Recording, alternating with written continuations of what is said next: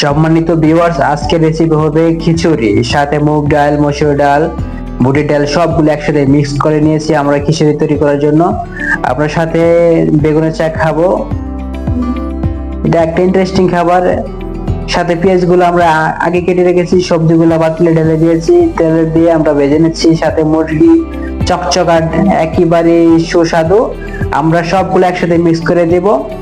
আমরা চাউলগুলো আগে ঢেলে শুকিয়ে রেখেছিলাম, এখন একসাথে মিক্স করে নিয়েছি। সবজির সাথে চাউল এবং খিচুড়ির জন্য যে আইটেমগুলো সবগুলো একসাথে দিয়ে দিছি। মুরগির যে আইটেমের একটু পরে দেব আমরা। শর্ট শর্ট করে আপনাকে দেখাচ্ছি যাতে বিরক্ত না হন। কতক্ষণ পরে আমরা খিচুড়ির সাথে যে মুরগির এটা একসাথে ঢেলে দেব।